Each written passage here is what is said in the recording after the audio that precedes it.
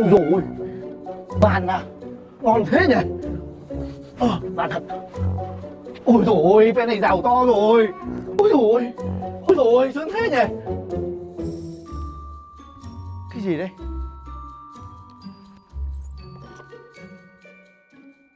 Ôi, mát thế nhỉ.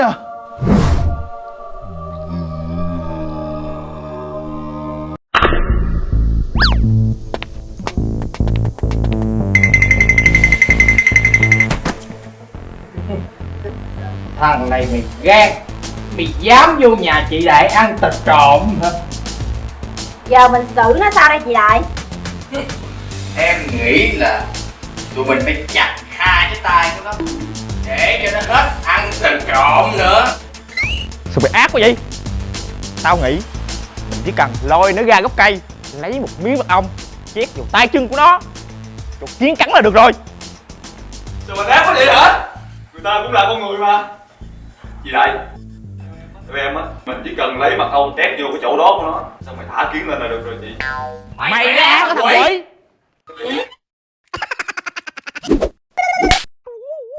Nó lại đánh yêu em rồi chị Đại. Con người mày á, sống sao mà để đức cho con cháu về sao chứ? Làm như vậy sao mà được? Đúng không? Đúng rồi. Nhưng mà tao thấy quá ok.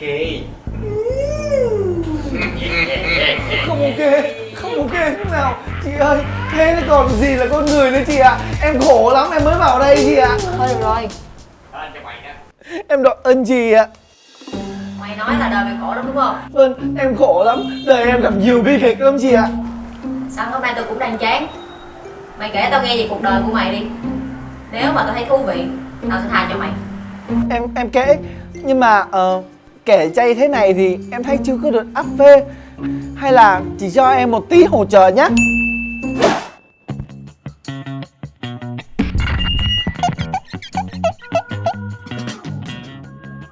Rồi, bắt đầu đi.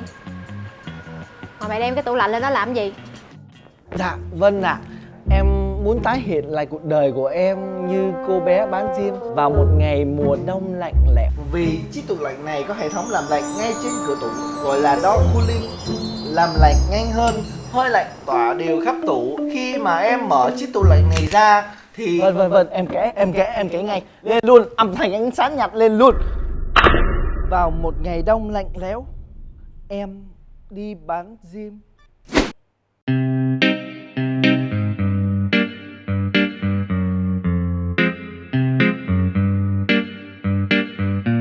Lâu nay em buôn diêm một mình, diêm không anh ơi đến đây nào. Em đây hăng say mời chào, nhưng sao anh em chả thèm vào. Làm ơn mua giúp em đi, đâu có mặt chỉ. Sao không ai mua, mua giùm em luôn đi. Anh ơi diêm đan còn nhiều, anh ơi mua diêm giúp em đi. Sao không ai mua, không mua hay mua nói một lời. Sao em bên kia thì nhiều người mua không mua cho em nhưng mua bên kia khác gì em đâu. Ngó lên thấy không chữ to trần dần. No smoking, no smoking, no smoking, king. Cấm nên chẳng ai dám mua giùm mày. No smoking, no smoking, no smoking, king. Cấm nên chẳng ai dám mua giùm mày. Rồi sao nữa? Vì không ai mua cho nên em nói mèo. Tại mày bị ngu chứ có xui gì. Rồi mày kể tiếp tao nghe.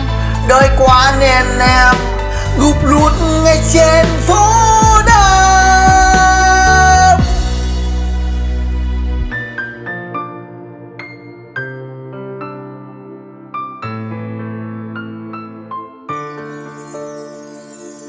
Này con ơi sao nằm đây, tội con xanh sao ốm vậy nè. Vì 3 ngày con đôi móc mặn Bấn nè, từ từ con hãy ăn. Cô tựa như bà tiên đến cứu con kịp thời. Tưởng vậy nhưng không phải thế.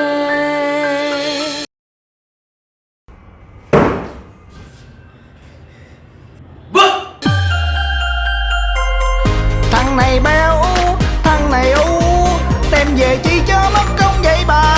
Muốn ra mơ không bán muốn được gì. Kim thằng cát, kim thằng ốm, đem thằng này đi vứt ra ngoài đường. Nói xong vứt đem thánh ra ngoài đường.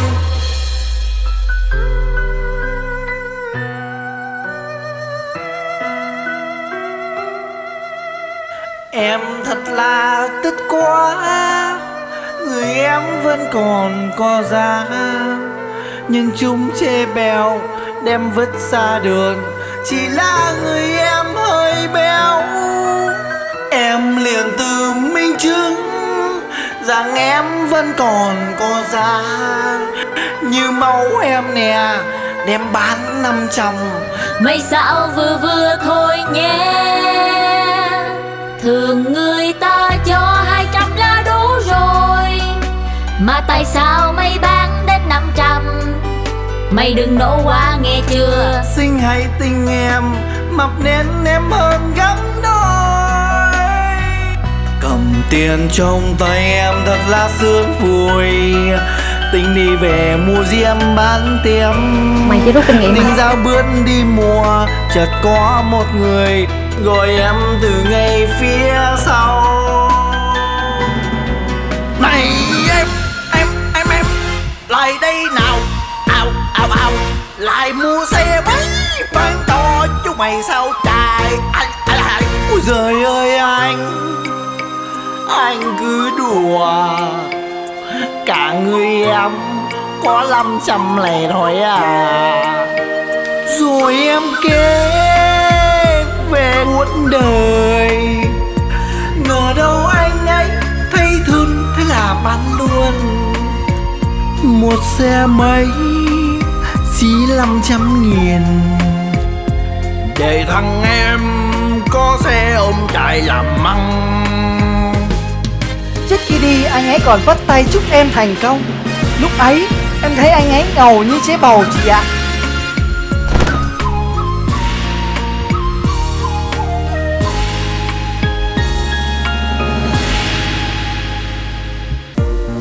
Có con xe mới mua, phen này kiếm cơm không sợ đói từ đây ta hết khổ. Quần áo đá chỉnh tề, có khách kêu là mình liền cho máy nổ cầu trời, cho có khách là còn dứt đi liền. Vừa nói dứt câu là mau chạy xe thẳng tiếng. Ok anh đợi chút em bực quá chạy liền. Số em xui từ khi lọt lòng nên cứ mang theo sầu đau. Thế nên em làm ăn nghề nào cũng cứ xui hơn. Hên ôm tên ăn cướp lên xe chạy nên bị rượt. Công an bắt em vô nhà giam em kêu ăn thế, nhưng xe mà em vừa tàu là chiếc xe chôm chị ơi.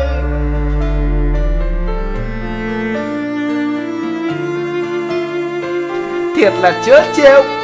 Cái thằng bắt xe cho em tưởng là giang hồ trượng nghĩa, ai ngờ nó là thằng dân nắn trộn hồ. Nó chôm xe bán cho em nên em vừa bị tội đồng phạm với thằng ăn cướp, lại còn mang cái tội tiêu thụ đồ gian. Mà chả hiểu thế nào mà ba thằng lại bị nhốt chung một chùn, chung một nhà tù.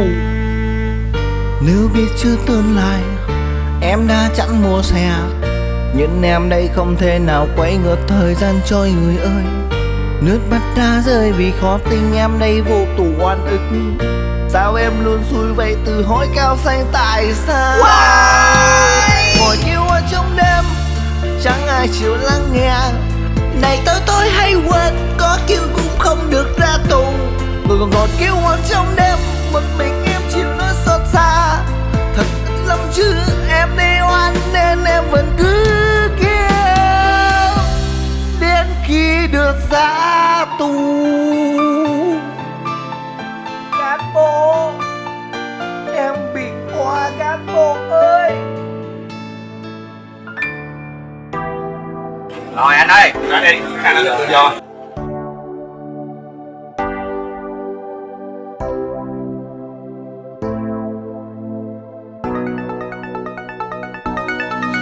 Nhờ kiên quyết nên mình đến lúc được tha tự do, kêu oan hoài nên cuối cùng cũng ra. Sao mày được tha giống tao? Mày bị điên, tao hết thành tù nha. Rồi hóa ra là cả ba ra tù cùng nhau, thế nhưng mình không ai đến rước. Trong hai thằng tù ra kế bên khiến em ghen tuông gần chết. Đến ra còn có 2-3 người hốt, thế nhưng chẳng người nào hốt em. Em quyết làm cướp, không làm người tốt. Nhanh nhanh tay cướp túi em chạy. Trả cho bà, trả cho bà. Nhanh nhanh em chạy nhanh. Trả cho bà, trả cho bà. Nhanh nhanh em chạy nhanh. Trả cho bà, trả cho bà. Nhanh nhanh em chạy nhanh. Trả cho bà, trả cho bà. Dạ. NANI?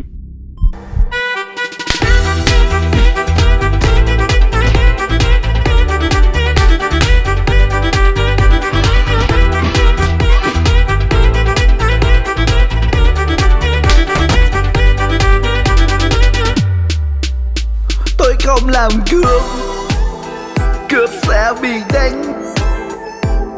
Chuyên sang làm đại bàng cấp 2. Mau đưa tiền đây, không tao đập chết.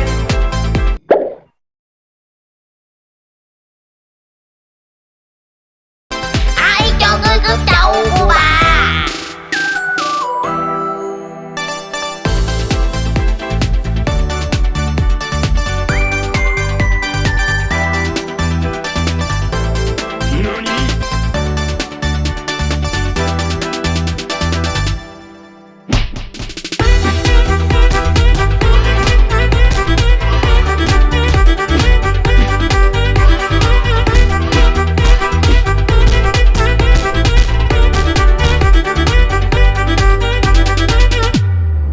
Sau đó thế nào? Và sau đó em ở đây. Đời em bi kịch lắm chị ạ.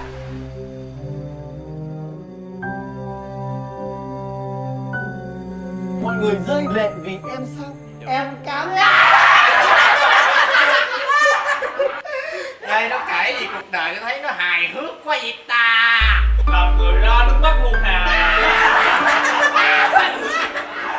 Đau lòng khi người cười nhăn răng, đành xong lấy em ra cười. Không cười nữa, giờ phán xét đây, chỉ tha cho mày hối cải. Đừng oan trách nữa nhé thôi mày, hãy đừng than vãn. Mày phía trước tương lai vẫn còn đoạn đường rất dài. Mày đi theo tao, tao sẽ cho mày một lối thoát. Sẽ không còn sống lấp lầy nơi mãi ngoài đường. Mày đi sớm xem nó sẽ làm việc tại trung tâm, phụ chăm sóc mày nhóc trong trại mồ côi khuyết tật. Thật sao chế tha em lại còn tạo việc cho em. Sẽ không còn sống lất lầy, cứ nhẹ lòng đi.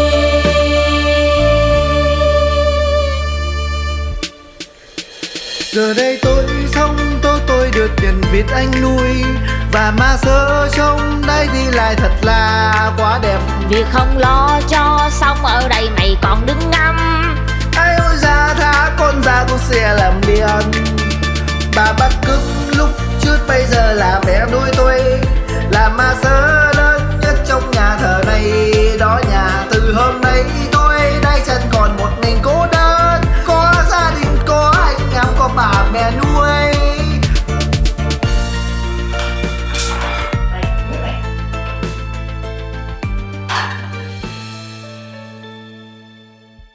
Sao anh đưa nước mà mấy đứa không muốn, mấy đứa cứ lấy nước trong đó uống thế? Thôi nè em mới thấy sơ bỏ nước vô đây. Nếu mà uống nước ở đây á sao mà lạnh được. Thế là mấy đứa chả biết gì cả. Vì sao á chị Đại lại tặng chúng ta cái tủ lạnh này? Vì cái tủ lạnh này có hệ thống làm lạnh đo cooling, làm lạnh nhanh hơn, làm cho hơi lạnh tỏa đều khắp tủ. Cho nên ấy, mấy cái chai nước mà để ở cửa tủ này làm lạnh nhanh hơn, không thua kém chai nằm ở Cho nên ấy là các em cứ an tâm mà lấy nước trên cửa tủ lạnh nhá. Quá ok. Đến chị Đại còn tin dùng tủ lạnh LG với công nghệ Dot Cooling. Vậy bạn còn chờ gì nữa? Nhanh chân đến Điện Máy Chợ Lớn để được mua tủ lạnh LG trả góp với lãi suất 0% cùng nhiều quà tặng hấp dẫn. Đến Điện Máy Chợ Lớn ngay.